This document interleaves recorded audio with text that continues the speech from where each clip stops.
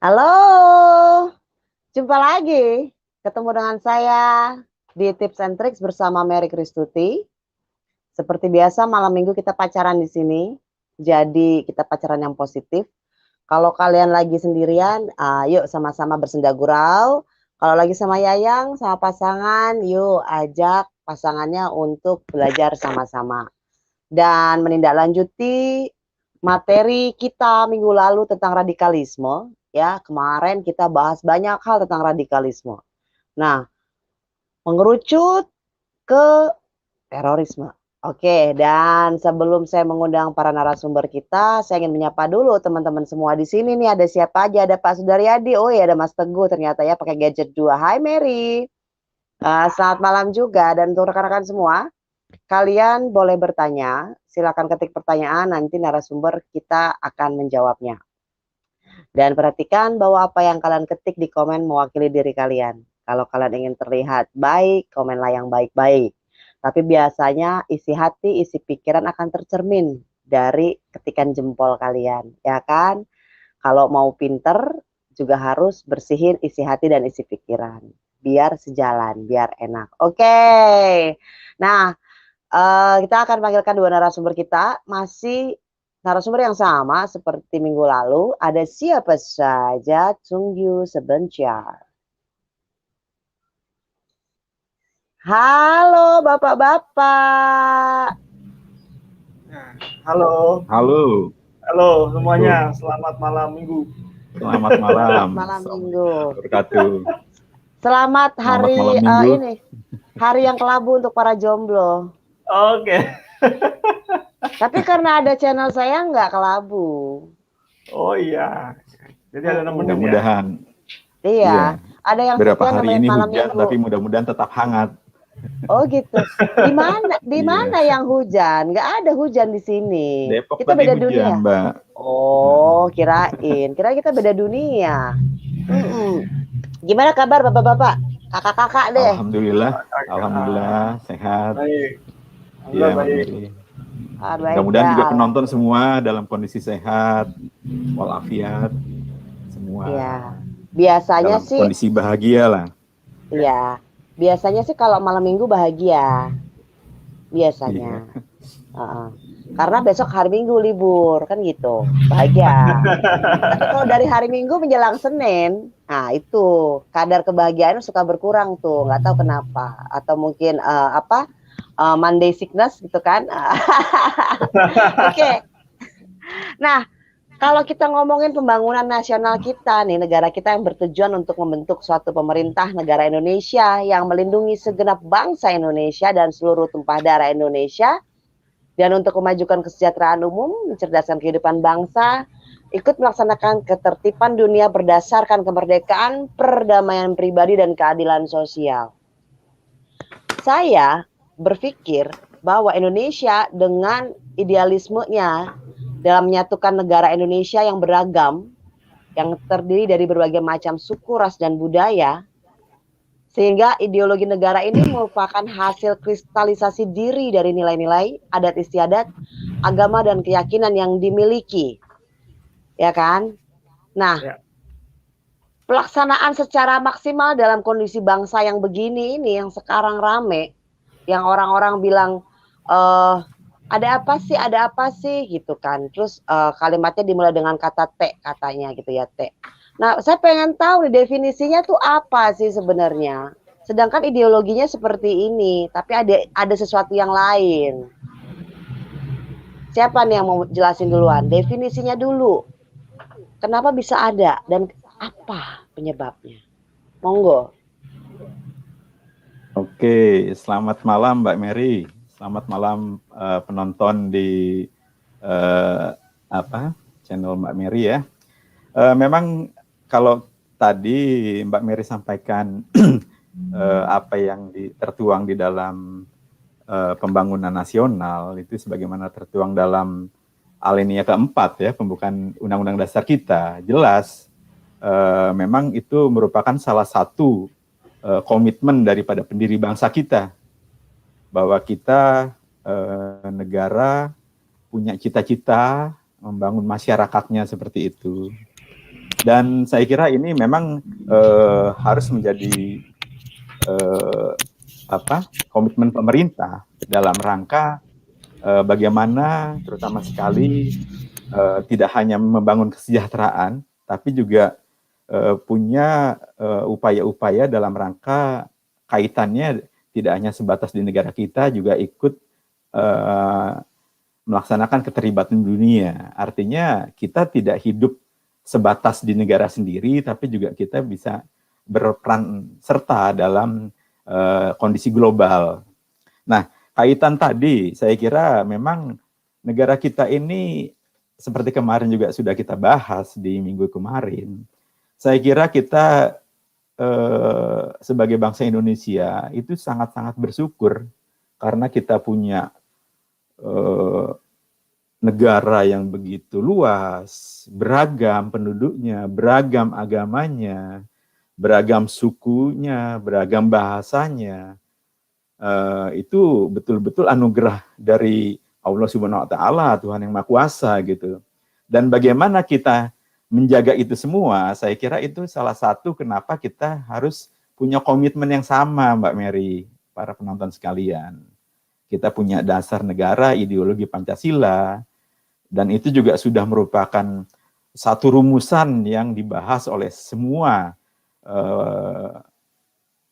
pendiri bangsa kita dari semua golongan, itu bisa disatukan dalam sebuah ideologi Pancasila. Kedua juga kita punya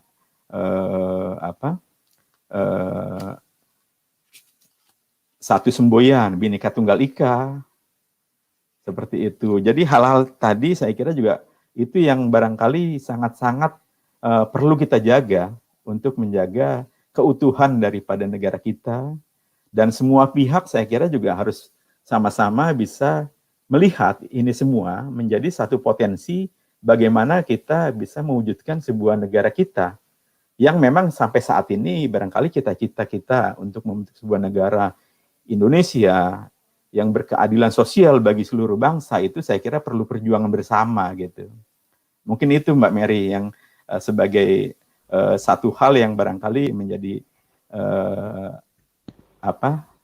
topik kita mungkin diskusi malam ini, kita ngobrol-ngobrol malam ini terkait dengan kondisi-kondisi yang tadi Mbak Mary sampaikan. Nah, mungkin itu pandangan saya. Iya, betul. Saya setuju Pak Sumarno, setuju sekali bahwa kita mesti menjaga nilai-nilai kesatuan. Namun pertanyaannya berikutnya adalah mengapa ada? Nah, kita akan mulai dari definisi dulu. Apa sih terorisme itu? Boleh tolong kami dibantu mungkin Mas Teguh? Mas Teguh, mikrofonnya nanti jangan digoyang-goyang karena kayaknya kedengeran tadi, makanya saya mute ya. Monggo deketin aja. Silakan. Iya, oke. Ya. Definisi ya. Ya, kalau menurut Undang-Undang Nomor 5 Tahun 2018, terorisme itu adalah perbuatan kekerasan atau ancaman kekerasan. Jadi kekerasan dan juga ancaman kekerasan yang menimbulkan teror atau rasa takut yang meluas gitu loh. Jadi kekerasan, terus ancaman kekerasan, terus takut terus meluas gitu loh. Jadi rasa takutnya itu meluas bukan hanya satu orang saja.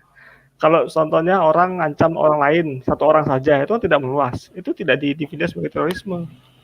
Gitu loh. Itu.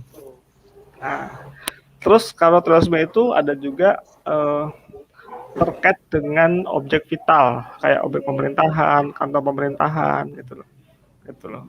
Mau bikin orang takut di jalan protokol, gitu. Kayak waktu itu di jalan Tamrin, itu bisa didefinisikan sebagai terorisme. Jadi nggak sembarang orang ngancem di tempat sepi, oh ini terorisme, nggak kayak gitu, nggak kayak gitu. Ya, jadi harus ada unsur-unsurnya gitu loh. Ya, berarti yang pertama adalah dengan cara yang pengancaman, menakut-nakuti, kemudian menyerang objek vital atau mungkin masyarakat secara luas ya. Ya, betul Mbak. Gitu, sehingga katanya pakai teror gitu kan ya, meneror secara global. Oke, nah pertanyaan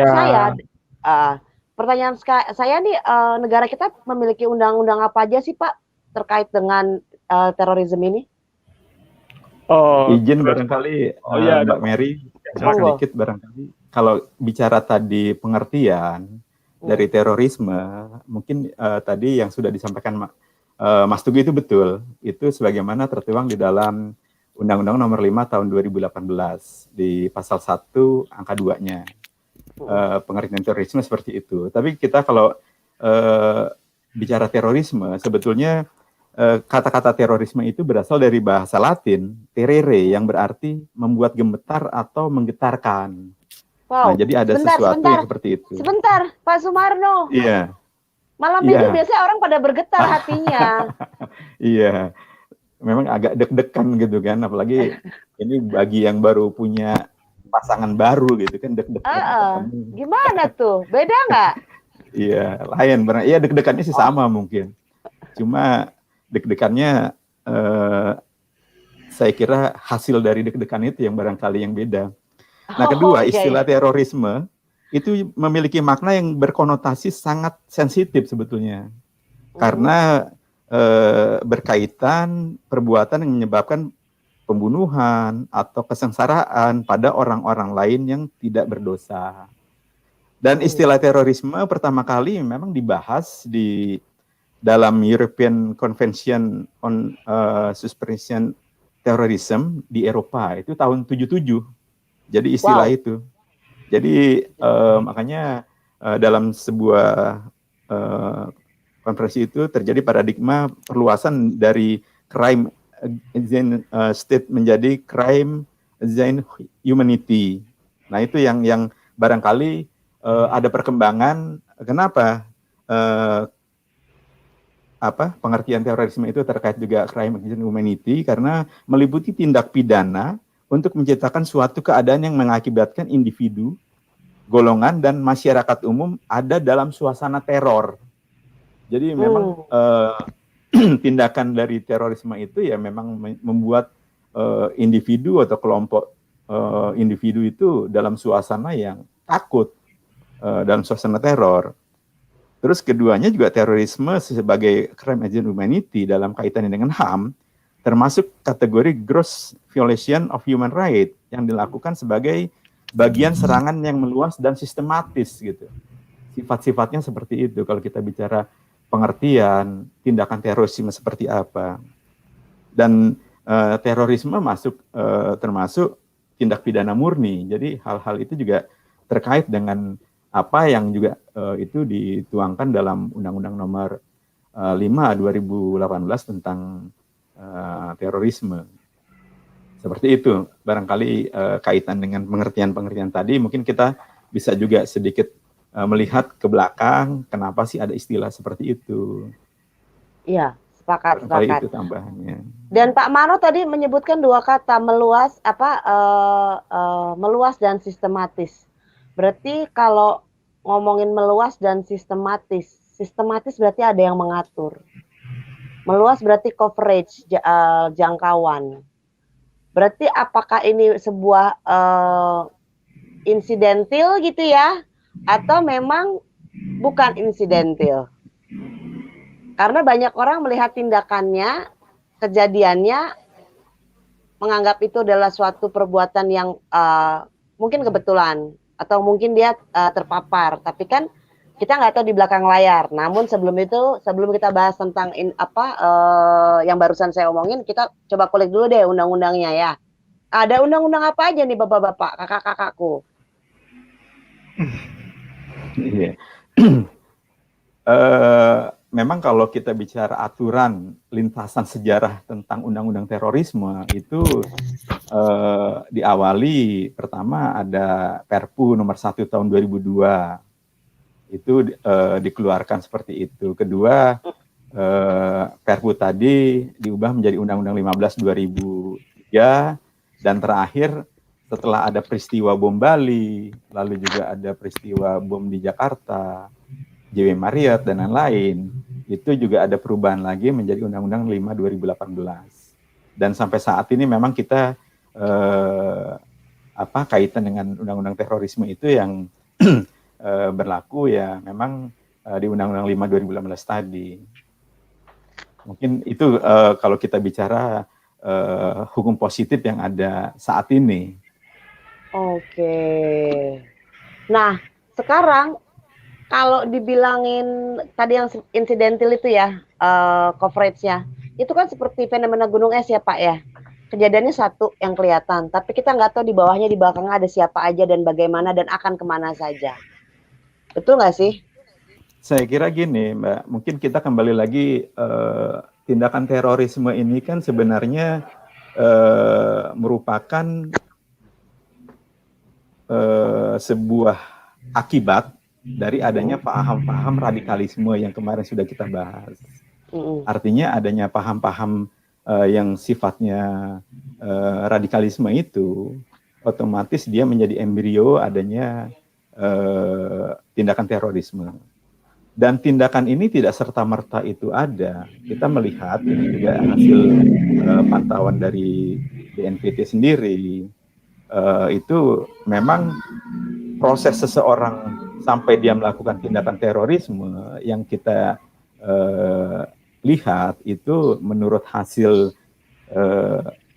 semacam kayak kajian dan hasil investigasi yang ada, itu tidak serta-merta seseorang itu menjadi seorang teroris, tapi ada proses yang sifatnya bertahap gitu, yang seperti kemarin kita lihat ada yang tingkatannya masih kecil, menengah, bahkan tindakannya tinggi atau besar, itu yang mungkin sampai mereka melakukan tindakan terorisme yang mengakibatkan dampak yang sangat luas seperti itu. Jadi artinya memang itu tadi yang kita lihat ya, perlu juga tidak serta-merta seperti itu ada gitu. Nah iya, karena penyebaran paham ideologi yang berbasis kekerasan dan perekrutan ini gencar dilakukan, termasuk bahkan di masa pandemi ya Pak ya. Sarananya pun beragam, sarana penyebarannya pun beragam. Dari data yang saya dapatkan, 5 alat propaganda yang diidentifikasi paling sering digunakan di media sosial, yaitu melalui video, forum diskusi atau chat room, situs web atau website, gambar atau image, dan tautan web. Seperti ngomongin hashtag, retweet, likes gitu ya. Dan ini bahkan telah menyasar kelompok anak-anak. Wow, luar biasa, luar biasa. Sedangkan pertanyaannya nih Pak. Oke, ada yang pertanyaan di komen, boleh tolong dibantu dijawab. Oke, saya coba jawab. Silakan Mas Teguh. Ya, saya jawab. Ya, dari Thomas Alva ya. Oke, bibit terorisme di Indonesia salah satunya lahir dari rencana-rencana pendirian agama berideologi agama tertentu. Kita sudah punya Pancasila, tapi mengapa tetap ada? Oke, kalau saya melihatnya pertama gini, ada ketidakpuasan terhadap pemerintah. Wah, saya nggak puas sama pemerintah nih gitu. Kenapa sih pandemi kok nggak selesai gitu kan? PPKM lama banget gitu kan, saya nggak bisa usaha nih gitu, nggak puas sama pemerintah. Terus contoh lagi bisa di daerah-daerah Indonesia Timur gitu kan, wah tidak terjamah oleh pemerintah gitu kan. Jadi karena pertama karena ketidakpuasan, yang kedua juga karena ada provokasi gitu. Udahlah, Papua daripada kamu ikut Indonesia nggak ada apa-apain juga, merdeka aja deh gitu, seperti itu. Jadi ya itu karena ada ketidakpuasan, terus ada provokasi, nah, muncullah kemudian rencana-rencana terorisme tersebut gitu. Udah pemerintahnya kita hancurin aja deh gitu, kita bom aja deh Jakarta, kita bom aja di istana negara gitu, misalnya seperti itu. Jadi ya tadi ada ketidakpuasan dan juga karena adanya provokasi tadi. Dan juga mungkin ada yang paham-paham ya. Gimana? Iya, tapi nampaknya kalau menurut saya sebuah tindakan yang seperti itu udah pasti punya tujuan jangka panjang. Menurut saya. Iya. Karena memang kalau tadi Pak Waru bilang memang terorisme itu kaitan dengan sebuah ideologi. Kaitan dengan sebuah ideologi, jadi memang ada sebuah ideologi jangka panjang gitu ya untuk mendirikan negara, untuk menghancurkan suatu pemerintahan gitu. Memang itu jangka panjang. Betul. Gitu. Jadi memang tidak hanya melihat satu sisi aja. Ya memang tadi ada fenomena gunung es memang. Kita cuma lihat pucuknya aja, bomnya di satu tempat aja, padahal di bawahnya banyak gitu, ada ideologi, ada kesenjangan ekonomi, ada juga misalnya paham-paham radikal agama segala macam, seperti itu sih. Nah, Kalau Maaf ngomongin gini, tentang, monggo, silakan. barangkali bisa ya Mbak Mary ya. Kalau kita bicara pertanyaan dari Mas Thomas Alfa nih ya, bibit-bibit terorisme di Indonesia salah satunya lahir di rencana-rencana pendirian negara berideologi agama tertentu. Memang gini, kalau kita melihat sejarah di negara kita sendiri, ada beberapa kasus sejak negara kita merdeka, ada kelompok-kelompok yang akhirnya mereka didasarkan pada ideologi agama tertentu. Contoh misalnya kasus-kasus DITII, NII seperti itu. Nah, faktor ini terjadi salah satunya memang tokoh-tokoh di situ melihat apa yang dilakukan, kembali lagi pergerakan itu muncul karena adanya faktor-faktor yang memang ada faktor ketidakpuasan atau kekecewaan terhadap pemerintah. Sementara kalau kita bicara kasus misalnya DITII, sama-sama sudah berjuang tokohnya, tapi pada saat sudah merdeka, kalau bisa dibilang perannya itu mungkin agak sedikit tidak diinikan. Akhirnya terjadi hal-hal seperti itu. Tapi kembali lagi kalau saya melihat sebenarnya ini ada satu hal yang kenapa itu bisa terjadi, pemahaman ada sekelompok masyarakat yang ingin merubah tadi dasar ideologi yang saya pertama kali sampaikan. Kita sebenarnya negara kita itu sudah sepakat seluruh masyarakat, bangsa, pemerintah kita punya ideologi Pancasila.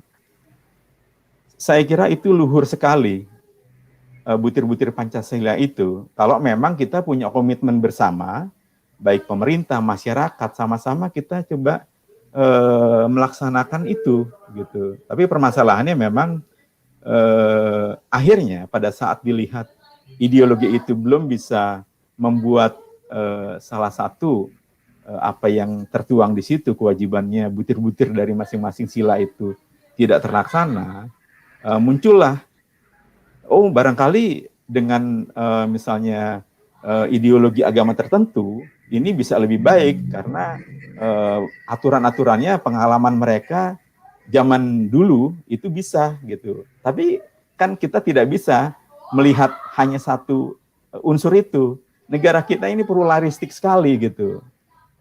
Juga harus menghargai perbedaan-perbedaan yang ada, agama yang ada gitu. Nah, inilah barangkali yang perlu kita edukasi gitu. Bahwa tindakan-tindakan dengan pergerakan dengan mencoba merubah atau mendirikan sebuah negara di Indonesia dengan berdasarkan ideologi agama tertentu, saya kira juga sesuatu yang oke lah, misalnya agama itu belum tentu semuanya juga setuju gitu. Karena kita perlu betul-betul memahami bahwa kita beragama pun juga pasti juga kita punya kewajiban untuk memperhatikan agama lain, orang lain sesuai dengan ajaran-ajaran kita masing-masing seperti itu. Jadi saya kira itu barangkali kalau kita tarik ininya banyak panjang sekali. Tapi kembali lagi kita sudah punya komitmen dan kalau misalnya masyarakat melihat pemerintah belum ini, saya kira itu kan salah satu hal yang memang kalau menurut kacamata saya wajar-wajar saja masyarakat membuat kritik atau koreksi terhadap pemerintah. Jalurnya jelas, negara kita punya perwakilan di DPR, MPR, saluran-saluran itu pun juga bisa seperti itu. Dan kita juga punya kebebasan untuk menyampaikan pendapat, tapi dengan koridor-koridor yang sudah ditentukan. Nah, selama itu berjalan, saya kira semua masalah tidak harus kita membuat kegaduhan, ngotot seperti itu. Betul. Ujung-ujungnya tadi. Nah, saya kira ini kembali lagi juga masing-masing tokoh-tokoh agama apapun, saya ya melihat ya harus punya peran juga bahwa agama yang mereka anut, saya yakin kita juga anti kekerasan semua agama seperti itu. Oke, Mungkin terima kasih itu. atas jawabannya Pak Marno. Nah, saya mau nyapa dulu untuk yang lain baru hadir ya. Ada siapa nih? Ada Bang Talamit, ada Bang Aris Wahyudi, Kakak Riomi Zartola, Kakak Tuti, Andre, Sugeng Dele, halo. Nah, ada pertanyaan nih dari Bang Yohan. Hai Jasmine, good evening. Oke, siapa yang mau jawab pertanyaan dari sini? Silakan. Ya, eh untuk protes jalanan, kemudian bakar gedung, rusak fasilitas umum, apakah dianggap sebagai terorisme? Kalau menurut undang-undang itu bukan termasuk dalam terorisme, tapi anarki. Itu anarki dan pengaturannya beda. Kalau anarki itu diatur dalam Kitab Undang-Undang Hukum Pidana. Diatur dalam Kitab Undang-Undang Hukum Pidana, pasalnya sebentar. Ini aku curious loh, yang nanya orang Malaysia loh. Oh ya? Mau pindah warga Oh, negara ya? Bang Yohan mau pindah warga negara Indonesia. Halo. oke, ya, ya, ya. Jadi itu bukan termasuk terorisme, ya. Tapi masuk Undang-Undang Hukum Pidana di Indonesia. Tapi nggak apa-apa, jelasin aja, Mas Teguh nggak apa-apa. Penonton yang lain akan mendengar. Oke, ya. Jadi maksudnya dalam hukum pidana. Di KUHP pasal 170. Barang siapa dengan terang-terangan dan dengan tenaga bersama menggunakan kekerasan terhadap barang atau orang diancam dengan pidana penjara paling lama 5 tahun 6 bulan. Nah, jadi dalam sumber yang saya dapatkan itu masuk dalam undang-undang pidana, bukan termasuk dalam terorisme. Itu, jadi beda. Oke, beda ya. Oke, udah mulai banyak pertanyaan nih kakak-kakak, siap-siap ya. Satu-satu ya teman-teman, bersabar ya. Satu-satu, karena takutnya kayak jumping kayak kemarin nih. Oke, dari Andre Pramudia. Kegiatan terorisme kaitannya dengan kelompok radikal di luar negeri atau kemungkinan berafiliasi, bagaimana sarannya untuk mencegah ideologi atau gerakan yang bakal melahirkan bibit radikal di Indonesia? Silakan kakak-kakak. Baik, Mas Andre ya, Mas Andre Pramudia. Memang betul, jadi sekarang ini di era globalisasi, saya kira informasi apapun yang ada di dunia ini, kita pasti juga masyarakat akan mudah mendapatkan informasi-informasi seperti itu. Dan kegiatan radikal di luar negeri atau kemungkinan itu berafiliasi di Indonesia, saya kira memang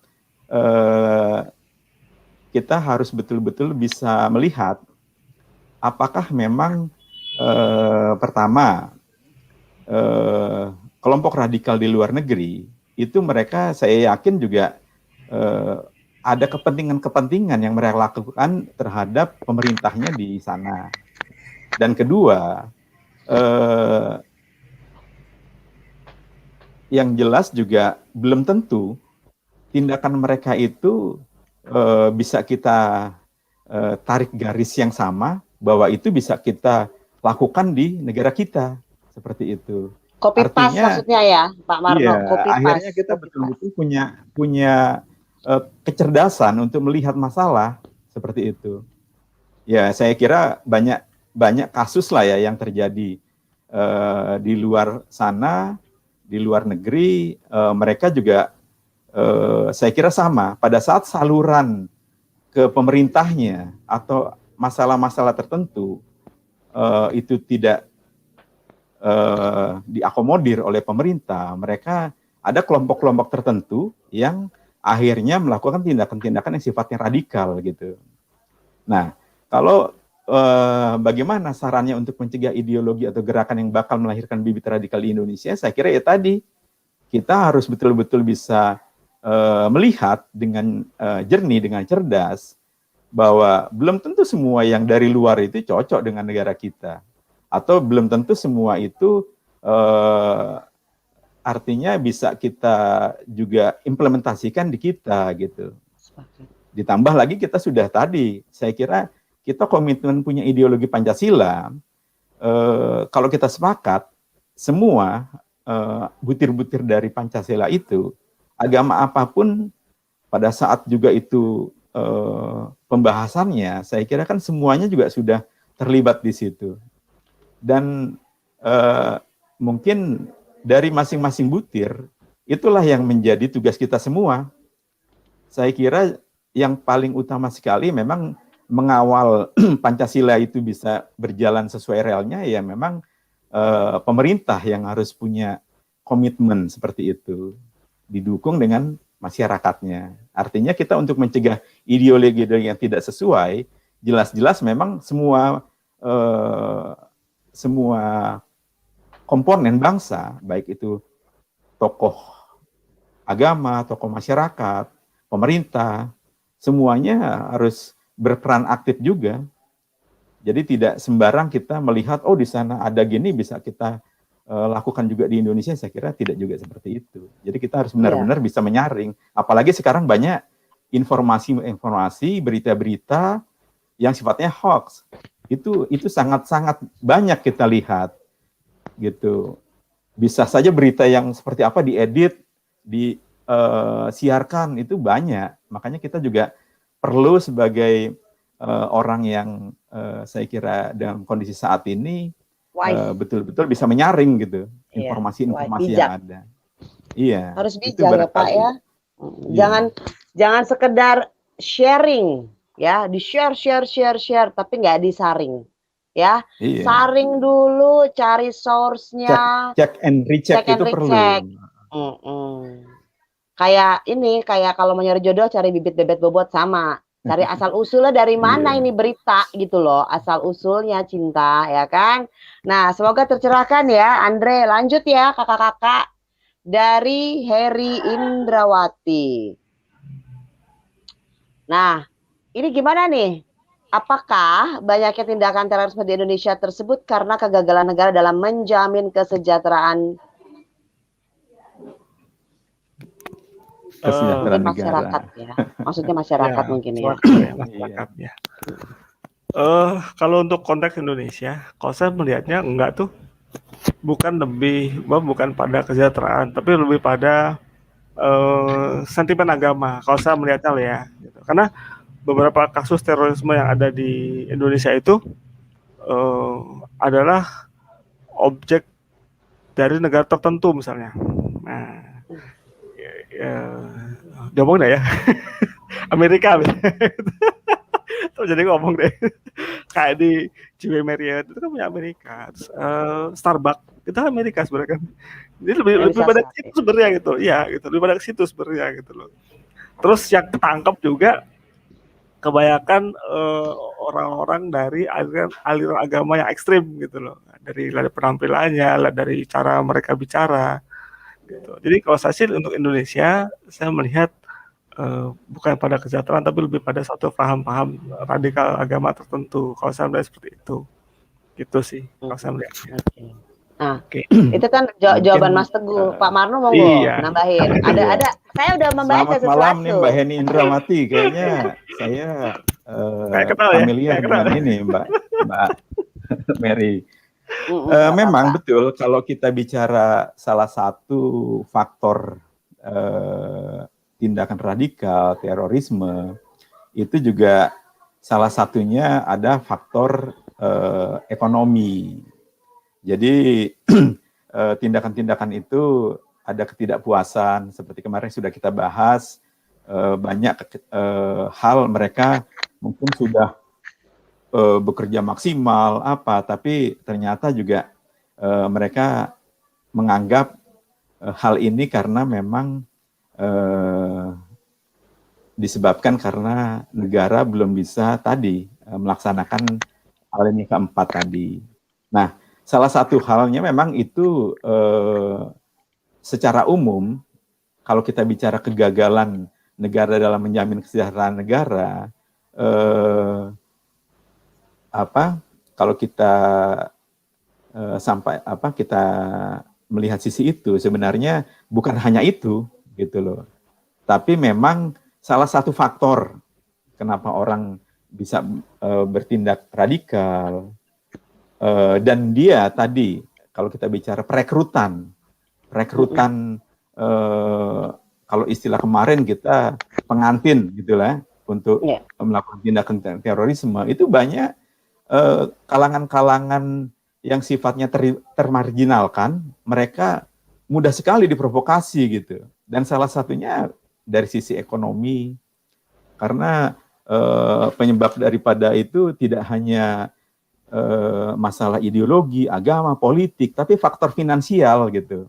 Ini juga menjadi sebetulnya salah satu hal yang harus bagaimana pemerintah mengupayakan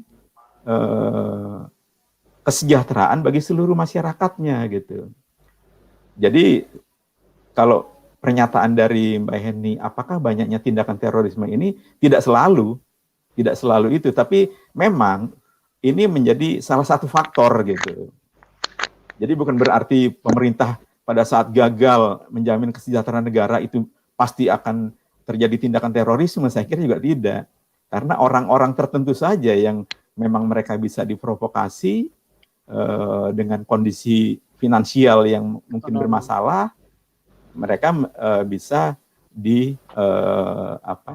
diprovokasi untuk melakukan tindakan-tindakan yang akhirnya sampai menjadi sebuah tindakan yang sifatnya terorisme seperti itu. Iya, sepakat Pak. Di sisi sebaliknya juga kalau tadi ngomongin mungkin masyarakat marginal terprovokasi karena dipicu oleh ekonomi, kemudian ada yang menyuplai untuk menutupi, ya kan? Nah, sedangkan yang menyuplai juga mengumpulkan dana dari masyarakat yang lainnya, bisa jadi dari orang yang mampu-mampu juga nih, yang ekonominya berlebih gitu kan. Nah, kalau ini kan berarti sudah masif pergerakannya. Nah, semoga Mbak Heri tercerahkan ya. Kita lanjut boleh kakak-kakak dari sebentar. Saya penasaran. Suka datang ke room saya tapi ngomongnya kapan ke Rusia Mbak Mary. Jadi ini Bang Rio ini orang Indonesia yang di Rusia atau Bang Rio memang orang Rusia yang bisa bahasa Indonesia. Namun sebelum Bang Rio menjawab pertanyaan Tante Mary, kita jawab dulu pertanyaan Bang Rio. Monggo, siapa yang mau jawab? Oke, Mbak Mary, Bang Rio ya. Gurunya nyuruh anak didiknya bom bunuh diri mengatasnamakan jihad. Tetapi gurunya tersebut masih takut mati. Kenapa nggak dia duluan yang bunuh diri? Intinya mereka yang menjadi terorisme rata-rata faktor ekonomi. Ya, memang salah satunya itu, Bang Rio. Tadi sudah saya jelaskan, salah satu faktor tindakan radikalisme, tindakan terorisme itu adalah faktor finansial gitu. Tapi pada saat kita kembali lagi, saya kira juga walaupun kondisi kita seperti itu, harusnya memang kita punya kekuatan iman gitu. Apalagi kalau kita bicara jihad. Jihad banyak sekali ini dikaitkan dengan apa sih yang mereka masuk jihad gitu. Karena mungkin salah satu semacam pemahaman pada saat kita berjihad atas nama agama, itu pasti nanti walaupun mereka bunuh diri masuk surga gitu. Itu kan nggak seperti itu gitu. Nah, hal-hal ini barangkali yang perlu juga nanti selain faktor ekonomi yang harus dibangun, penyebab lainnya juga saya kira peran dari tokoh agama, tokoh masyarakat, bagaimana mengedukasi umatnya bahwa istilah misalnya agama, contoh misalnya kita di Islam ada penafsiran jihad fisabilillah itu, saya kira harus kita bisa melihat apa sih yang dimaksud itu secara jelas gitu. Bukan artinya kita sembarangan melakukan jihad, kita cari nafkah sampai sekuat tenaga kita untuk supaya ekonomi kita membaik, itu pun juga jihad yang dilakukan oleh misalnya suami terhadap keluarganya. Seperti itu, hal-hal itu. Jadi saya kira bukan tindakan berarti jihad itu harus bunuh diri gitu. Jadi kadangkala mereka mengkonotasikan artian daripada jihad itu seolah-olah seperti kita berperang gitu kan. Nah, konteksnya sudah jauh beda. Jadi hal-hal seperti inilah barangkali memang salah satu intinya orang yang bisa direkrut sampai dia mau bunuh diri, mungkin dijanjikan hal-hal yang ini, misalnya nanti dia dibayar atau apa, dijanjikan keluarganya mungkin nanti dibiayai seperti itu. Nah inilah yang perlu saya kira masyarakat juga harus perlu hati-hati. Tapi memang jelas di sisi lain pemerintah pun juga harus bagaimana supaya juga kesejahteraan masyarakat secara umum, secara luas, itu juga harus menjadi tugas pemerintah. Saya kira itu, Bang Rio. Terima kasih ini tanggapannya. Terima kasih jawabannya Pak Marno. Mas Teguh mau nanggepinnya? Monggo. Oh ya boleh. Kalau dibilang ekonomi, rata-rata ekonomi mungkin iya, kalau di dunia mungkin kebanyakan terorisme itu terjadi karena ekonomi, karena kesenjangan ekonomi antara negara maju dengan negara yang berkembang. Kayak kasusnya bom WTC 11 September, 9/11. 11 September ya, yang di Amerika Serikat. Itu kan iya beberapa hari lagi. Ya, beberapa hari lagi ya. Ini mumpung September gitu loh. Itu kan karena itu tadi, karena bukan negara yang berkembang itu tidak puas dengan ketidakadilan yang ada di Amerika. Dibomlah di situ pusat ekonomi di Amerika. Gitu loh. Mungkin seperti itu. Kalau mungkin tadi Mbak Mary bilang Bang Rio ini orang Rusia atau orang Indonesia ya gitu. Memang kalau nggak tahu orang ya, tapi memang gini Bang Rio. Kalau belajar dari Uni Soviet, emang runtuhnya memang karena ekonomi sih, gitu. Karena ekonominya terlalu sentralistik, mungkin ketidakmerataan di negara-negara Rusia, Uni Soviet yang saat itu begitu luasnya, gitu ya, ada hancur sendiri, gitu kan. Terus korupsi juga di situ. Jadi ya bisa jadi sih, gitu loh. Intinya mereka ekonomi ya bisa juga, gitu, bisa jadi juga, gitu loh. Tapi apakah itu jadi faktor utama atau tidak? Saya tidak berani memastikan itu, tapi memang salah satu faktor utama, salah satu ya yang menjadi pemicu dari penyebab dari munculnya terorisme dari faktor ekonomi. Saya setuju itu. Gitu. Ya, menarik. Ya, kalian makin banyak bertanya, berarti kalian makin pengen tahu. Itu saya senang dari kalian tuh, gitu penonton saya. Nah. Sebentar. Untuk yang baru hadir, Tante Mary ucapkan terima kasih. Saya agak kesulitan baca komen. Iya, saya agak kesulitan baca komen, teman-teman sabar ya.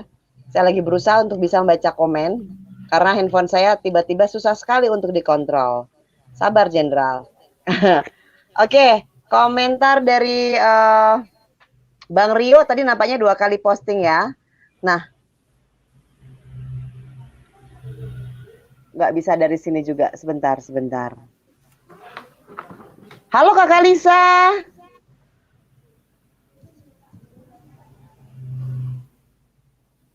Oke, sebentar ya, sabar ya cinta-cintaku. Ini tadi sudah ya Kakak Helmi.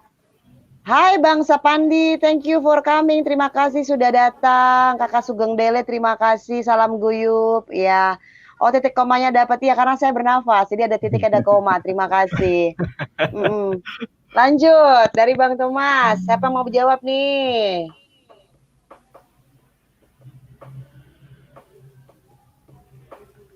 Iya. Kalau dibilang itu bentuk paling sederhana perlawanan terhadap negara, bisa jadi, iya. Karena kan udah dibubarkan tuh, tiba-tiba mereka membentuk kekuatan baru untuk melawan pemerintah. Itu ya bisa dikatakan seperti itu, gitu loh. Gitu. Apakah itu menjadi suatu embrio dari lahirnya satu tindak pidana terorisme? Iya. Karena kan hal-hal besar kan pasti dibunuh dari hal kecil kan gitu. Lama-lama ngumpul dulu, bikin di medsos dulu, memprovokasi dulu gitu loh. Gitu. Jadi ya itu bisa jadi suatu bentuk perlawanan terhadap negara, suatu embrio dari terorisme gitu. Karena sekarang terorisme itu bukan lagi pengantinnya, itu bukan lagi laki-laki sekarang, perempuan. Gitu, perempuan pengantinnya. Kayak waktu itu yang kasus terakhir yang Mbak Mary live ya. Oke. Mudah-mudahan bisa dengar semua ya. Kayak waktu yang kasusnya perempuan yang nembak di Mabes Polri gitu, kalau salah. Itu kan perempuan juga, gitu. Itu perempuan juga. Kemudian apa ya? Jadi ada beberapa kasus memang justru perempuan yang jadi penganten. Nah, perempuan yang jadi sasaran dari para apa gembong-gembong teroris ini untuk maju ke depan untuk jadi pengantin. Gitu. Jadi memang itu dibentuk paling sederhananya ya bisa jadi iya seperti itu. Bentuk sederhana dari pengalaman dalam negara iya, aim dari terorisme iya. Tuh. Dan menyasar hal-hal yang paling mendasar, orang-orang yang lemah, yang mudah dipengaruhi, iya. Itu sih menurut saya. Gitu. Gimana Pak Maro? Oke, Bang Thomas, saya kira memang gini, ada satu alasan kalau kita bicara fakta ya, ada salah satu alasan ada ormas tertentu yang dibubarkan dan simpatisannya mereka melakukan upaya atau bergandengan tangan di sosmed membentuk kekuatan pergerakan. Memang salah. Ini saya setuju kalau itu bentuk perlawanan. Tapi artian bentuk perlawanan ini yang perlu juga kita lihat secara jernih. Maksud saya, apakah perlawanan ini sebatas mereka melihat kenapa dia dibubarkan, sementara ormas tersebut juga punya kiprah terhadap negara ini, gitu kan? Tapi kembali lagi, kalau kita bicara salah satu alasan pemerintah, kan ada aturan mengenai pembentukan sebuah ormas, ketentuan dalam peraturan perundang-undangan yang jelas. Saya kira hal itu yang menjadi salah satu pertimbangan pemerintah, seperti itu. Dan mohon maaf kalau tadi Mas Teguh menyatakan bahwa perlawanan ini sudah mengarah kepada tindakan terorisme, saya kira juga kita tidak bisa menjustifikasi seperti itu gitu. Karena terus terang sepanjang itu dilakukan dalam koridor-koridor yang masih sesuai dengan hal-hal yang sifatnya wajar, tidak melakukan tindakan-tindakan yang sifatnya anarkis dan lain, perlawanan itu saya kira sesuatu hal yang menjadi hak dari warga negara, karena kita juga di dalam Undang-Undang Dasar 1945 jelas kita punya hak untuk menyampaikan pendapat, berkumpul seperti itu. Jadi artinya secara jernih kita harus melihat. Nah, pada saat memang hal itu dilakukan sesuai dengan ketentuan peraturan perundang-undangan, tidak mereka lakukan sifatnya anarkis dan lain-lain, saya kira itu perlawanan itu yang harus juga mereka lakukan dengan langkah-langkah yang tepat gitu. Artinya misalnya dia mau membentuk sebuah ormas baru, ya ikuti ketentuan yang ada, penuhi ketentuan yang ada seperti itu. Dan saya yakin negara tidak bisa mencegah pembentukan ormas kalau memang sesuai dengan ketentuan-ketentuan yang sudah digariskan dalam peraturan perundang-undangan yang ada. Mungkin itu. Jadi kalau kita bicara apakah ini bentuk perlawanan? Iya, tapi bentuk perlawanan bukan berarti perlawanan ini bukan perlawanan yang sifatnya mereka akan berontak atau apa. Saya kira seperti itu. Harus kita secara jernih melihat kenapa mereka melakukan itu. Mungkin itu, Bang Thomas.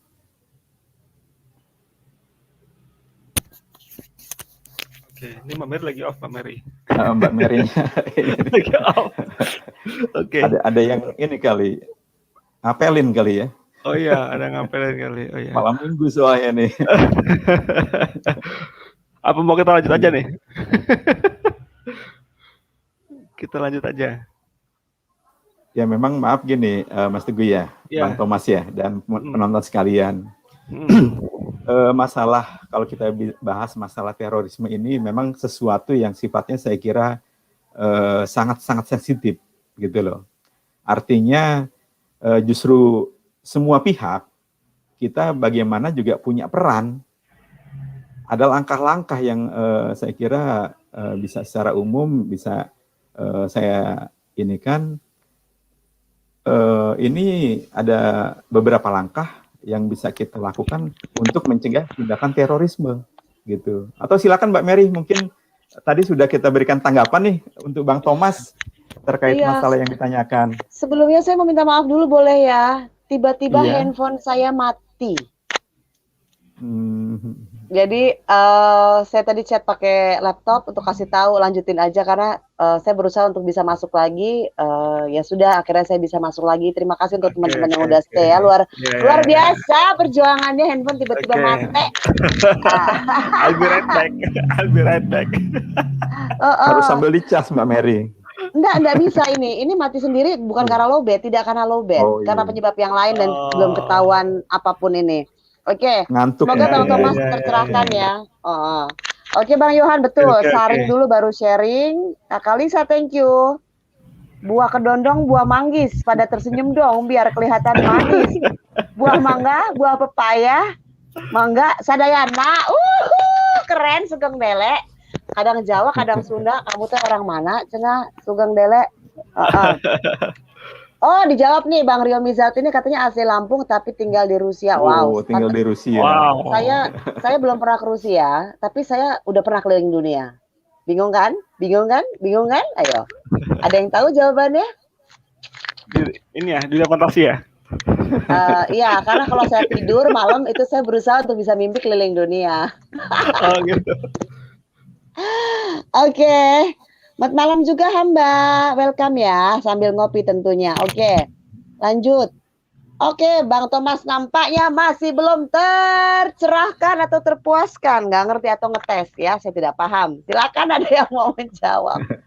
Nah ini Bang Thomas nih, kalau kita bicara pertanyaan Bang Thomas, apakah teroris punya agama? Saya bilang tidak. Kalau dia punya agama, jelas dia pasti akan paham dengan ajaran-ajaran agamanya, gitu loh. Jadi jelas orang yang melakukan tindakan terorisme itu dia sudah tidak menjalankan ketentuan-ketentuan yang diajarkan oleh agama yang dia anut, seperti itu.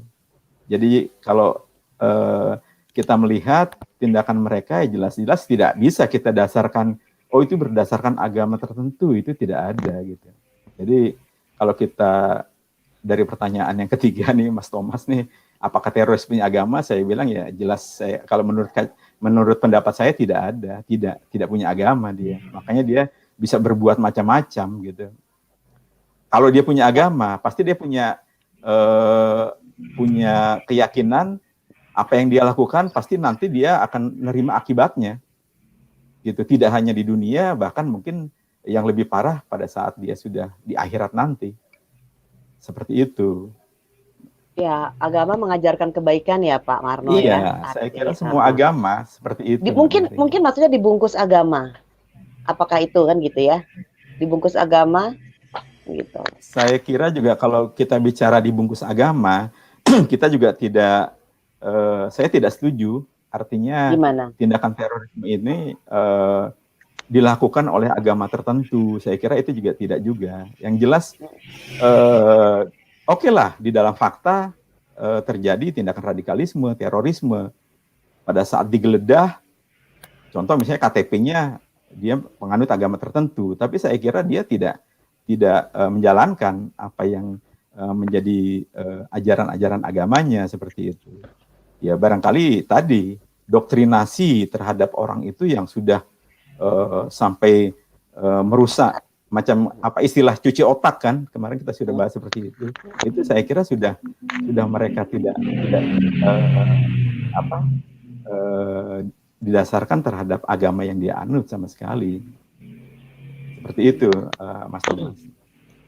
Ya, mungkin Mas Teguh pendapatnya Mas Teguh? Silakan. Mas Teguh, tetangganya ayo kita tanyakan tetangganya. Oh iya. Apakah teroris terkait dengan agama? Apakah teroris punya agama? Ya kalau saya setuju dengan apa yang dikatakan Pak Maro tadi, Ya mungkin dilihat KTP-nya dia punya agama, tapi masa dia menjalankan agamanya atau tidak gitu loh. Ya kalau dilihat dalam kasus terorisme ya dia tidak menjalankan agamanya dengan benar sebenarnya gitu loh.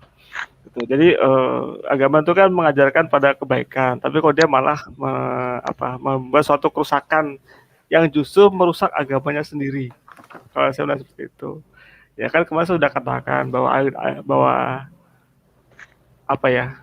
Ya saya jadi ngomong lagi nih, to the point juga. Kalau dibilang terorisme itu dikatakan dengan Islam itu kan ya ternyata enggak juga gitu loh. Karena nyatanya juga Islam juga dirugikan juga. Kita juga Masjid Nabawi, tempat suci umat Islam dibom juga gitu. Jadi sebenarnya orangnya agamanya apa sih gitu? Dibilang Islam kenapa dia ngomong Masjid Nabawi gitu kan? Gitu. Dan dirugikan juga kan kayak kasusnya yang saya bilang kemarin ada film My Name is Khan itu kan ya rugi juga sebenarnya gitu loh. Jadi ya Islamnya ya justru dikorbankan juga gitu. Kalau dia mengaku Islam, mesti membela agama Islam dong. Gitu. Seharusnya seperti itu seharusnya. Jadi ya tadi apakah teroris itu punya agama ya mungkin KTP-nya ada tapi dia tidak menjalankan agama itu dengan benar gitu. Malah merusak agama sendiri gitu aja sih kalau tanggapan saya. Itu aja. Oke. Saya bisa pahami maksud penjelasan dua kakak-kakak kita ini ya. Oke, kita lanjut dulu ya. Ya nanti saya mampir. Nanti kalau ada rezeki kita mampir ya. Oke. Jam berapa di Rusia sekarang ya? Pagi kali apa dini hari? Beda 4 atau 5 jam setahu saya. 4-5 jam. 5-6 jam. Kita Swedia duluan 6 jam. 5. Kita duluan. Kita kan timur. Timur kan duluan. Matahari terbit dari timur. Oh iya. Di Rusia ada yang jamnya sama juga kok. Ada temanku yang jamnya sama. Nggak tahu lah, nggak ngerti. Amerika kan 12 jam. Amerika tuh 12 Amerika jam. 12. Iya, dunia balik bagian belakang kita. Nggak tahu deh. Jam. Udah Bang Rio, lu komen lah jam berapa di sono daripada gue main tebak-tebakan. Pokoknya gue tau Swedia beda 6 jam karena bos gue dulu di Swedia. Oke, dari eFlow Channel, apakah terorisme hanya terbatas pada tindakan paham agama tertentu saja? Mengapa bentuk terorisme lainnya tidak terlihat? Padahal aksi teror sebenarnya bukan hanya soal agama saja kan. Nah mungkin ini contoh kasus yang di luar konteks agama. Apakah kakak-kakak punya penjelasan atau contoh kasusnya? Ya saya coba. Ya itu tadi. Jadi gini, kan seperti tadi sudah kita coba bahas, ada 4 faktor tindakan yang menyebabkan tindakan radikalisme, terorisme, ada faktor finansial atau ekonomi, lalu contoh juga ada faktor mungkin, Kak, ideologi. Maksudnya contoh kasus. Nah, contoh kasus gini, kalau kita bicara tadi masalah bukan soal agama, saya kira juga banyak yang faktor-faktornya sifatnya misalnya politik seperti itu. Jadi banyak hal dan saya kira memang apakah terorisme hanya terbatas pada tindakan paham agama tertentu saja? Saya kira justru tadi kita bicara terorisme ini kalau kita kaitkan dengan agama, khususnya misalnya yang terjadi seolah-olah Islam itu agak radikal gitu atau radikal. Saya kira tidak bisa juga seperti itu kita inikan karena esensi Islam itu sendiri misalnya saya kira semua juga paham bahwa Islam mengajarkan kita supaya santun, bersahaja, terus bijaksana. Kita juga bisa menerima orang lain, agama lain seperti itu. Dan salah satu hal agama Islam diturunkan juga dengan salah satu esensi dia membawa rahmat terhadap semua umat gitu loh. Rahmatan lil alamin. Artinya hal-hal tadi, jadi kalau mohon maaf gini, kalau kita bicara topik kita terorisme, lalu kita inikan dengan masalah agama, mungkin saya khawatir nanti jadi persepsi kita yang terjadi seperti itu terus gitu. Tapi sementara diluruskan aja Kak, luruskan. Jadi banyak kasus misalnya kayak kaitan misalnya di luar agama, faktor ideologi. Itu mereka misalnya yang tidak setuju dengan Pancasila gitu kan. Terus kedua juga faktor tadi ekonomi. Itu kan contoh-contoh kasus yang juga banyak terjadi di luar masalah agama. tadi Mas Teguh sudah singgung contoh finansial seperti misalnya kekecewaan masyarakat atau terhadap misalnya kebijakan Amerika. Terus kasus-kasus yang ada barangkali yang juga kita pernah alami, banyak kejadian pada saat ada contoh beberapa kasus yang cukup besar dan dampaknya juga karena masalah kesenjangan sosial. Saya kira itu juga bisa terjadi seperti itu gitu. Oke, kita lanjut. Terima kasih Pak Marno. Mas Teguh. Mengapa terorisme selalu dikaitkan dengan agama? Ya memang seperti itu sih. Karena yang terorisme yang tidak terkait dengan agama tidak terlihat di media. Nah, gitu kan. Mengapa betul terorisme tidak terlihat? Ya nggak tahu karena media tidak mengekspos itu gitu loh. Mungkin kalau hari ini baca berita itu ada di Selandia Baru, mereka membuat suatu revisi lah terhadap undang-undang terorisme karena ada seorang mantan narapidana dia menyerang orang di swalayan. Kalau baca berita hari ini. Ya, itu pun kalau dikaitkan dengan di berita itu ujungnya juga ke ISIS juga gitu loh. ISIS kan kata dengan agama juga. Jadi ya saya juga tidak bisa ngomong gimana ya, tidak bisa dikaitkan dengan agama. Tapi memang berita di media seperti itu selalu terkait dengan agama itu. Dan nggak tahu apakah ini provokasi untuk menyudutkan agama tertentu atau gimana, saya nggak tahu gitu ya. Tapi yang jelas kalau ditelusuri lebih jauh itu sebenarnya tidak terkait dengan agama sebenarnya ya, kalau ditelusuri lebih jauh. Karena kalau di beberapa sumber terorisme itu kan berawal dari zaman revolusi Prancis masalah itu zaman dulu. Makanya tadi kan ada yang bilang paru-paru LTR kan bergetar gitu kan. Ya memang awalnya itu bergetar hatiku. Jadi bergetar ya. Ya. Jadi memang awal dari revolusi Prancis gitu, karena memang pemerintahnya memang melakukan teror pada warganya biar nurut sama pemerintahnya saat itu sebenarnya gitu loh.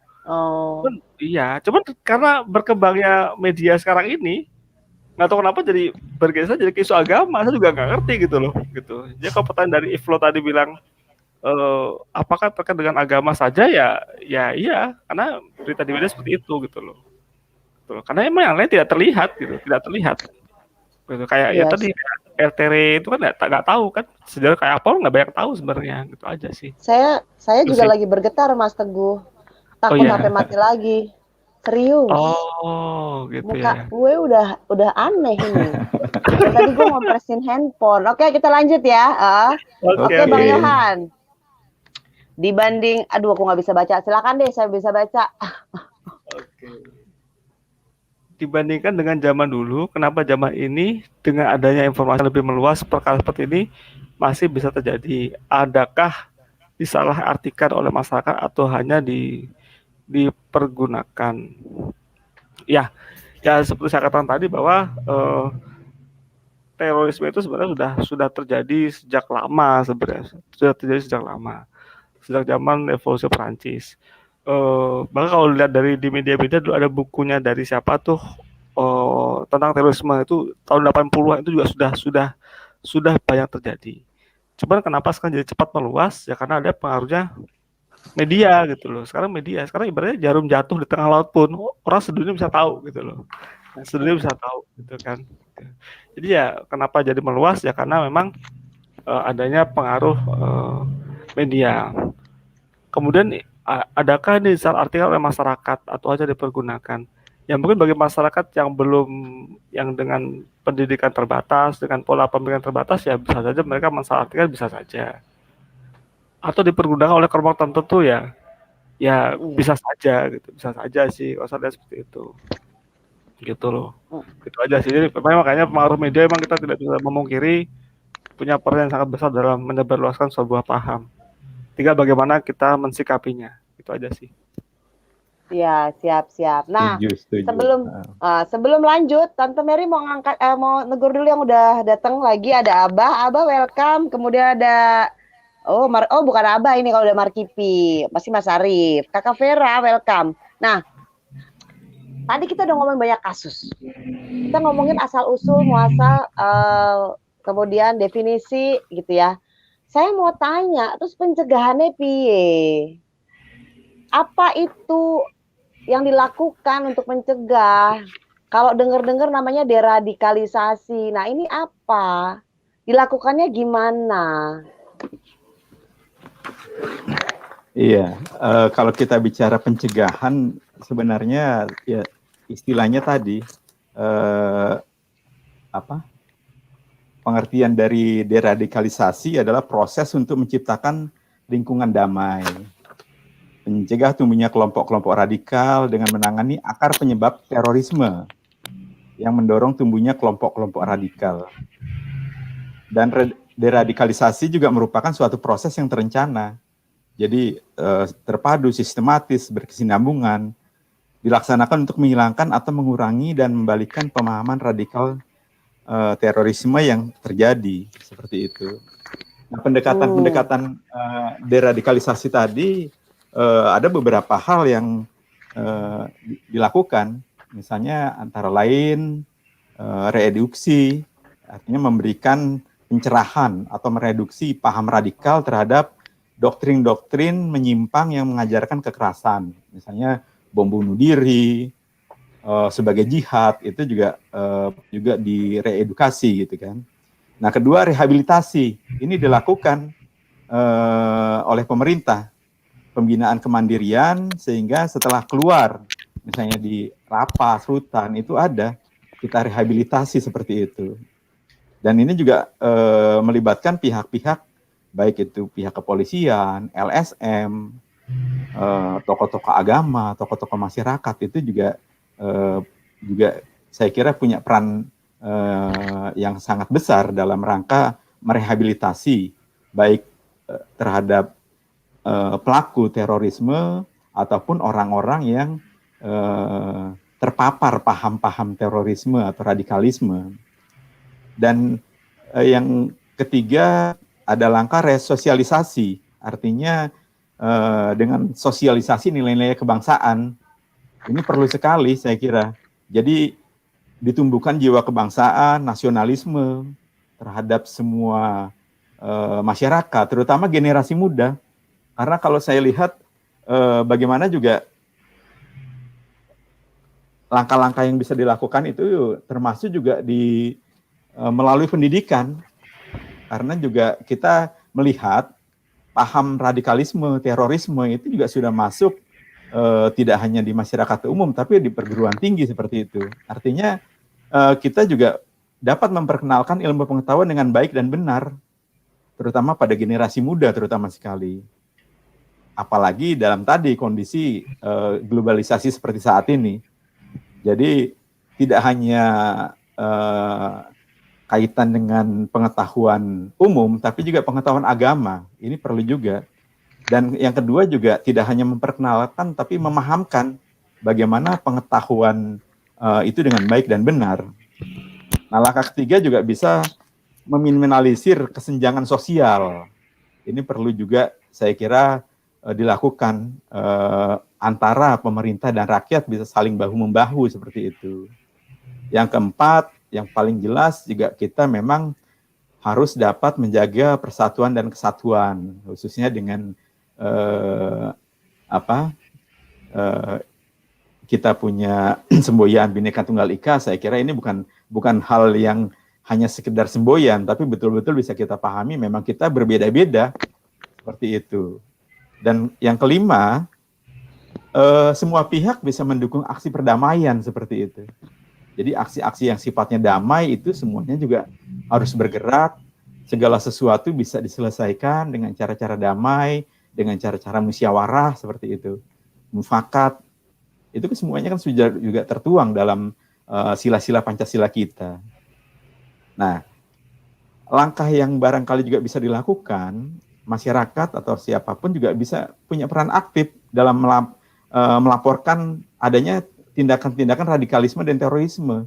Kalau kita lihat ada yang awal janggal, itu saya kira juga sama-sama kita punya tanggung jawab bersama gitu. Contoh misalnya ada orang-orang yang mengaku nabi. Jelas kalau kita paham agama apapun yang dianut kan saya kira apa iya saat ini muncul nabi baru atau agama baru seperti itu. Nah, hal-hal ini saya kira juga perlu kita secara cerdas menyikapinya. Saya kira juga peran daripada tokoh-tokoh agama itu penting kalau kaitan bicara dengan masalah-masalah agama tadi. Terus langkah yang perlu juga dilakukan antara lain juga meningkatkan pemahaman akan hidup kebersamaan. Kita nih tadi punya semboyan Bhinneka Tunggal Ika, kita hidup bersama-sama. Saya kira itu perlu kita jaga gitu. Paling minimal di lingkungan kita hidup, kita tinggal. Nah, salah satu saya kira Kementerian Hukum dan HAM khususnya di Badan Pembinaan Hukum Nasional, bagaimana kita mencerdaskan sebuah masyarakat, kita mencoba membentuk adanya desa-desa, kelurahan-kelurahan yang sadar hukum. Nah, di sini tidak sebatas dia paham terhadap peraturan perundang-undangan, tapi juga dia bisa memiliki ketaatan dan memiliki kecerdasan gitu dalam bertindak. Kalau kita bicara kaitan dengan ketentuan hukum, negara kita negara hukum, artinya segala sesuatunya masyarakat juga kita coba bangun menjadi suatu masyarakat yang cerdas terhadap hukum seperti itu.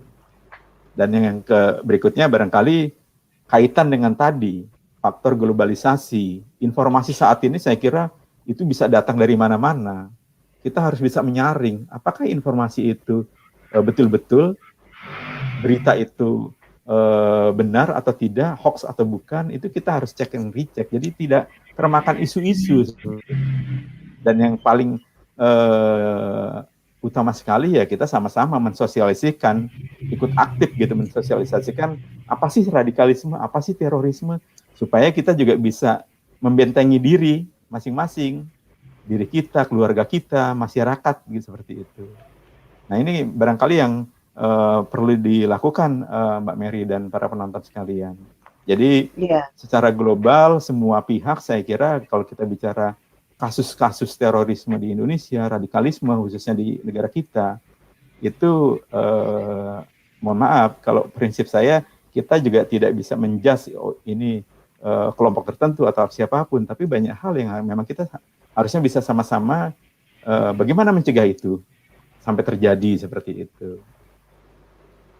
Ya, sepakat. Jadi agak panjang lebar Mbak Mary. Ini masih panjang pertanyaan, masih panjang. Saya cek barusan ke bawah masih panjang. Boleh tolong dibantu karena kita kejar-kejaran dengan handphone mati, bukan dengan durasi. Oke, silakan. Dari Vera Feroza. Aduh. Mbak, fansnya Daihatsu Mbak ya? Vera Feroza. Saya dulu punya teman kuliah namanya Cut Feroza.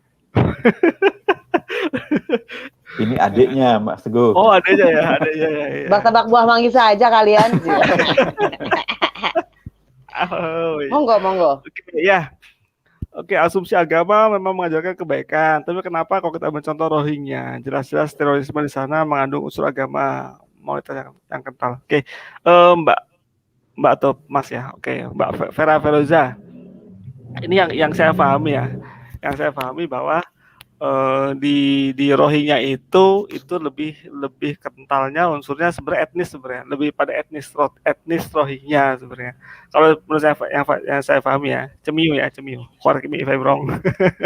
Cemiu gitu. Cemiu. Nah, kalau yang kita sudah sampaikan tadi bahwa terorisme itu kan menimbulkan ketakutan gitu kan, terus efeknya meluas gitu. Ya, kalau saya lihatnya kalau justru isu Rohingya ini lebih pada isu HAM sebenarnya. Isu hak asasi manusia di mana orang itu punya hak hidup di sana kemudian terusir gitu loh. Sementara pemerintah di sana kurang memberikan perlindungan pada etnis Rohingya ini. Kalau saya lihatnya lebih pada isu HAM sebenarnya. Kalau saya lihat seperti itu, kalau saya. Maaf ya Mbak. Saya kira juga itu memang kita juga melihat kasusnya ya tadi. Saya kira lebih kepada itu etnis tertentu yang mereka hak-haknya juga tidak sepenuhnya diinikan oleh pemerintahnya seperti itu. Oke, silakan dilanjut nih.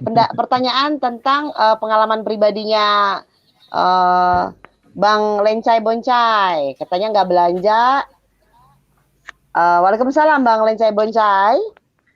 Keluarga dia tidak makan di restoran-restoran yang disebutkan, kemudian tidak belanja di supermarket yang disebutkan, dan tidak produk-produk negara tertentu. Apakah family saya bisa dibilang radikal? Ayo, siapa yang mau bantu menjawab? Saya kira ini bukan tindakan radikal. Ya? Ini pilihan ya. Iya, kalau memang dia tidak mau makan di KFC, McDonald, belanja di Tesco, di toko-toko USA, saya kira itu hak dari pribadi gitu. Dan ini bukan tindakan radikal karena pilihan barangkali ya. Karena memang sekarang juga persaingan, contoh makanan siap saji banyak, tidak hanya KFC, McDonald seperti itu kan. Jadi saya kira terlalu jauh kalau misalnya keluarga yang seperti ini radikal gitu. Saya kira enggak juga. Selera lah kalau kita lihat, kalau saya pribadi melihat ya ini sebuah selera gitu kan. Selera ya. Walaupun memang ada anjuran-anjuran, jangan belanja di sini. Saya kira ya itu bisa aja itu politik dagang gitu. Kita juga harus secara cerdas melihat apakah ada kepentingan orang yang menyuarakan itu seperti itu. Karena sekarang ini banyak cara bagaimana juga menjatuhkan bisnis orang lain, bisnis dengan cara-cara macam-macam gitu. Dan kalau dikait-kaitkan seperti ini kan jadi kembali ke kita melihatnya dari sisi mana gitu. Oke, baik. Nih, Bang Yohan lagi-lagi bertanya.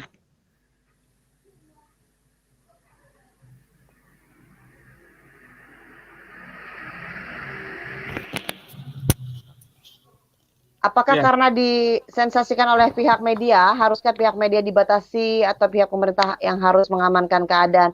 Media mah memang nggak boleh dilarang untuk meliput. Kan media keterbukaan azasnya, informasi yang jujur dan faktual dan aktual itu loh. Tapi pertanyaannya adalah tidak semua berita itu terekspos. Makanya kenapa ada peran serta politik media juga ya, Bapak-bapak ya. Kita nggak akan bahas di situ tapi kita nggak akan bahas di situ ya, terlalu jauh ya. Oke. Kemudian di perang, Kakak Vera masih bertanya nampaknya nih. Kemudian di perang salib di bawah komando Salahuddin Al-Ayyubi menyebut pasukan salib halal darahnya ditumpahkan. Sementara begitupun sebaliknya pasukan salib mengatakan darah muslim halal ditumpahkan atas nama Tuhan agama. Yang menjadi permasalahan adalah kenapa sentimen-sentimen ini justru malah muncul dari agama. Apa mungkin ada antitesis yang berbeda dari sini? Bagaimana peran penyuluh hukum atas ini? Melihat fenomena radikalisme dan terorisme di Indonesia, harusnya penyuluh hukum membuat metode yang cocok diterapkan untuk mengurangi itu. Pernahkah bicara etnis, artinya ada kaitannya dengan kekuasaan? Oke, silakan. Oke, Mbak Vera Feroza nih, adiknya temannya Mas Teguh tadi ya? Iya, betul. Ya memang gini, justru tadi yang saya sampaikan, kita melihat, lah ada sejarah perang salib seperti itu. Kita juga pernah mendengar, tapi yang jelas saya kira kondisi perang itu mungkin beda halnya dengan kondisi-kondisi saat ini gitu. Artinya kita jangan juga terbawa, dulu seperti itu. Kan banyak sekarang juga dinyatakan pada saat orang itu melihat ini bukan agama yang berbeda, terus darahnya halal seperti itu. Saya kira ya tidak juga seperti itu. Makanya pada saat kita selaku penyuluh, kita menjelaskan banyak hal. Kita tadi Mbak Vera yang saya bilang, salah satu yang kita lakukan, kita mencoba membentuk kelompok-kelompok keluarga sadar hukum. Artinya masyarakat kita coba edukasi dari kelompok terkecil keluarga, supaya mereka juga paham, tidak sekedar ini salah satu dari teori apa? Tidak sekedar masyarakat kita dorong memiliki pengetahuan, tapi juga masyarakat kita dorong memiliki pemahaman, memiliki ketaatan terhadap satu peraturan perundangan, dan yang lebih kita bangun lagi masyarakat menjadi sebuah masyarakat cerdas gitu, cerdas hukum.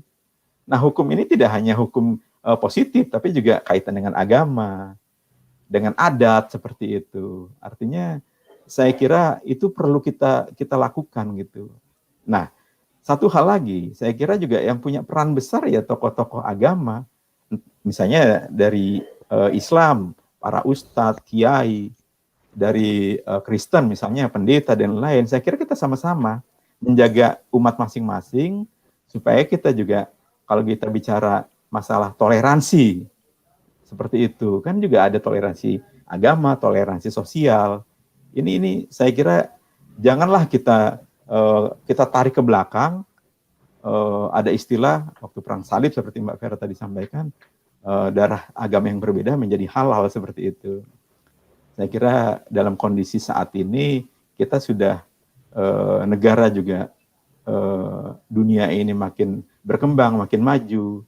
Kita juga diajarkan supaya kita juga dapat mengikuti perkembangan dunia ini sesuai dengan agama yang kita anut, bagaimana kita bersikap, bertindak seperti itu. Itu tanggapan dari saya, Mbak. Mbak Mary. Ternyata Pak Sumarno terima kasih. Ternyata ditimpalin lagi nih sama Bang Thomas. Ya, berapa SKS kita hari ini? Silakan. Oke, saya coba jawab ya dari Mbak Vera tadi. Vera Feroza. Ya, kayaknya kita bersaing nih Mbak di pasar mobil. Kalau saya face-nya Toyota.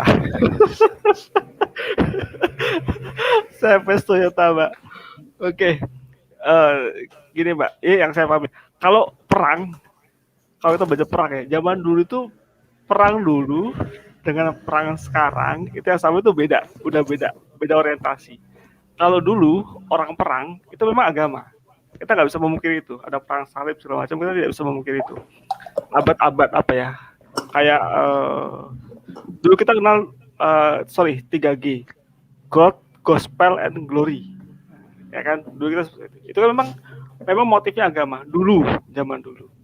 Kemudian kesini berubah, motifnya adalah sumber daya alam. Nah, kalau Indonesia dulu kan diperbutkan karena subur gitu kan, berebut negara sini. Maka dulu muncul ada Swarna Dipa, Jawa Dipa, emas masalah Jawa Dipa itu emas atau apa beras gitu. Itu memang yang diperbutkan sumber daya alam.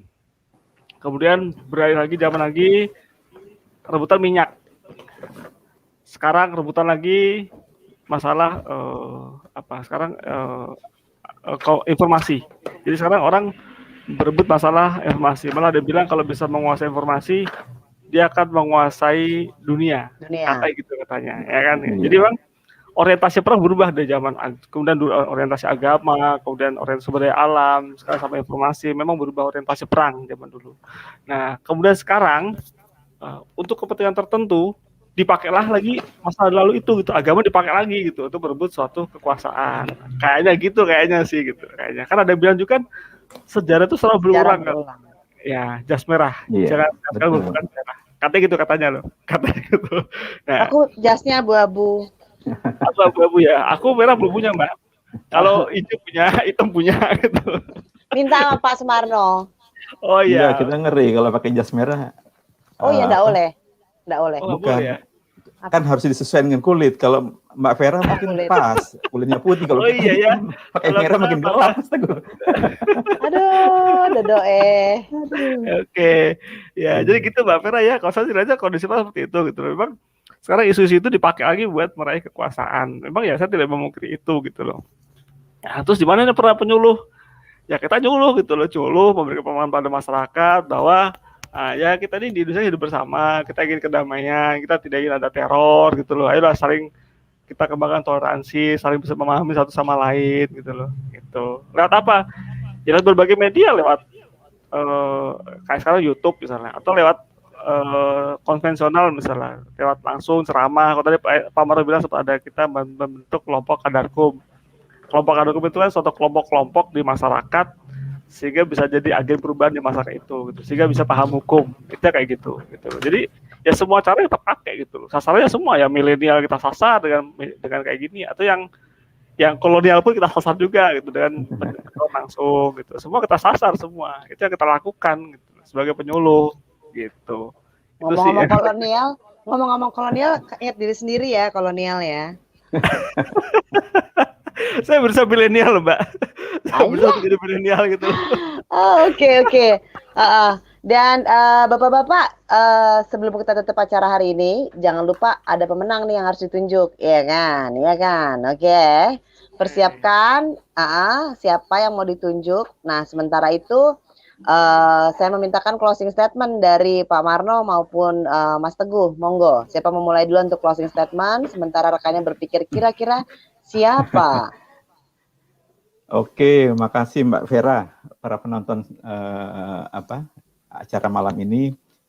Saya kira saya pertama-tama mengucapkan terima kasih atas partisipasi semua penonton, terutama Mbak Mary yang memfasilitasi kita bisa ngobrol-ngobrol seperti ini. Amin. Saya kira dengan acara ini salah satu apa yang coba kita bangun, kita mencoba memberikan pemahaman, memberikan informasi, khususnya kepada penonton dan masyarakat secara umum, bagaimana sih kita bersikap atas dasar kaitan dengan negara kita, negara hukum, dan kita punya perbedaan. Malam ini topiknya saya kira sangat-sangat menarik dan penting diketahui. Artinya masalah terorisme, radikalisme ini jangan sampai hal-hal ini bisa memecah negara kesatuan kita. Otomatis kita sama-sama berusaha bagaimana kita menjaga keutuhan NKRI, seperti itu. Apalagi saya yakin semua penonton, kita semua, kita punya keyakinan agama apapun kita diajarkan, kita harus bisa menjaga kedamaian, ketertiban gitu. Dan satu hal kaitan dengan masalah yang kita bahas, mungkin mohon maaf, jangan juga kita punya pendapat yang salah terhadap tindakan-tindakan yang mungkin orang itu lakukan. Kita bisa sepakat bahwa itu tindakan mereka salah gitu, dan kita jangan ikut-ikutan salah gitu kan. Makanya salah satunya di fasilitasi Mbak Mary ini kita bicara masalah bagaimana kita mencoba membangun sebuah masyarakat menjadi sadar hukum, kaitannya masalah terorisme. Saya kira ini penting sekali. Jadi lebih baik kita mencegah daripada kita mengobati, seperti itu. Artinya kita jaga diri kita, keluarga kita, masyarakat kita, jangan sampai kita terlibat hal-hal yang dapat menyebabkan masalah-masalah hukum, khususnya kepada diri kita masing-masing. Dan pada kesempatan ini saya secara pribadi mohon maaf bila mana apa yang saya jelaskan mungkin sambil senyum-senyum lah ya, Ceng. Itu saya kira supaya kita juga enak lah malam minggu nih Mbak Mary ngajakin ngobrol gini aja kan, supaya kita semangat. Mudah-mudahan kita selalu diberikan nikmat sehat panjang umur. Amin. Kita bisa ketemu lagi dalam episode selanjutnya, kita bahas bersama-sama. Dan sekali lagi saya ucapkan terima kasih. Mudah-mudahan ini manfaat semua untuk para penonton yang malam ini bisa terlibat. Sekali lagi saya ucapkan terima kasih. Akhir kata saya mohon maaf. Wassalamualaikum warahmatullahi wabarakatuh. Iya, silakan. Terima kasih Pak Marno. Monggo Mas Teguh. Pak Marno jangan lupa PR-nya. Cari pemenang. Iya. Ya, oke. Untuk closing statement, pertama saya mau bilang bahwa Indonesia itu indah dengan berbagai keanekaragamannya yang unik gitu loh. Kalau kita pergi ke daerah mana gitu, pasti kita tertarik dengan souvenirnya. Oh, ini bagus nih, dari sini bawa gitu. Itu kemana lagi bawa. Itu semua itu pasti beda-beda. Jadi saya merasakan bahwa Indonesia itu indah dengan berbagai keanekaragamannya. Gitu. dengan berbagai macam suku, agama dan sebagainya ya. Saya merasakan Indonesia itu indah. Sip. Ya, saya pun merasakan saya punya beberapa teman justru yang berbeda agama dengan saya. Dan saya merasakan betul gitu loh. Sorry, saya kan Islam.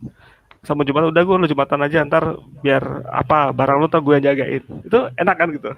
Kita punya teman beda agama. Jadi dengan adanya keindahan ini, please tolong jangan dirusak dengan adanya paham-paham terorisme yang justru bisa memecah belah, yang justru bisa merusak keindahan dari Indonesia ini. Please tolong cerdas mensikapi segala sesuatu. Jangan terus diambil mentah-mentah, kemudian ditelan mentah-mentah, terus bertindak secara gegabah, ya akhirnya malah kita sendiri yang rugi. Itu aja sih. Jadi please Indonesia itu indah. Ya. Ya, gitu aja. Betul, Indonesia itu indah. Nah, karena ngomongin indah berarti dapat hadiah. Ya, berarti dapat hadiah karena ngomongin indah. Siapakah yang hari ini indah? Cie. Siapakah yang hari ini bergetar-getar hatinya? Apa tadi? Terere. Oke. Itu biasa suka nyanyi itu bergetar. Itu Terelia ya, India ya. Iya. Oke. Kalau siapa milih nih? Kalau saya tuh, kalau saya kok nggak tahu kenapa kok sama ke ini ya, ke Vera Verosa ya. Nggak tahu kok masuk. Nggak, Mas Teguh kayaknya tadi ini kayak punya telepati gitu loh. Oh gitu ya? Saya sama Mas Teguh. Saya pikir mungkin kita karena tadi dia punya Verosa, jadi kita tambahkan lagi nih bingkisan dari Mbak Mary. Iya. Nanti apa-apa saya kasih Toyota ya Mbak ya, Mbak Vera ya. Oke, setuju. Lambangnya aja. Saya melongok. Lambangnya aja Mbak, logonya aja saya kasih. Iya, oke. Kakak Vera Verosa, kakak berhak mendapatkan hadiah goodie bag dari BPHN Kemenkumham ya. Dan di dalam goodie bag cantik ini, salah ya gue. Nih, ada isinya mug, kemudian ada hand sanitizer dan ada masker dari BPHN ya. Ada mug, ada gambar Tante Mary di mugnya. So, kakak jangan lupa post di komen, follow Instagram, follow Facebook, kemudian DM di Instagram saya alamat kakak dan nomor telepon agar kami bisa, bukan saya yang mengirimkan, tapi rekan-rekan dari BPHN Kemenkumham yang akan mengirimkan hadiah langsung ke rumah kakak. Oke? Siap ya kakak ya? Nah, teman-teman semua yang sudah hadir pada malam hari ini, saya mengucapkan terima kasih atas atensi dan waktunya ya. Udah meluangkan waktu, udah meluangkan perhatian, itu adalah sesuatu yang berinvestasi pada kehidupan kita berupa pengetahuan, di mana pengetahuan itu akan berguna suatu saat nanti. Kita nggak tahu sekarang, tapi dengan kita terekspos, mengetahui sesuatu yang baru, kita bisa memahami apa yang terjadi di lingkungan kita. Karena wawasan kita terbuka dan kita tidak terkungkung seperti katak dalam tempurung. Oke? Ya, Kakak Vera jangan lupa japri saya ya di DM Instagram. Cek DM Instagramnya ada di link description, silakan diklik.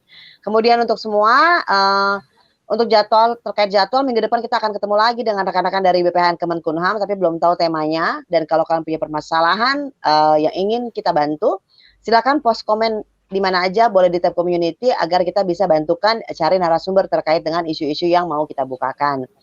Untuk itu, Tante Mary mengucapkan terima kasih Pak Sumarno, Mas Teguh, terima kasih banyak sudah mau membantu kami di sini. Ya, semoga semua kebaikan ini akan berbalik dengan caranya yang indah, berlipat-lipat ya untuk kita semua yang hadir di sini, juga untuk narasumber dan para penonton.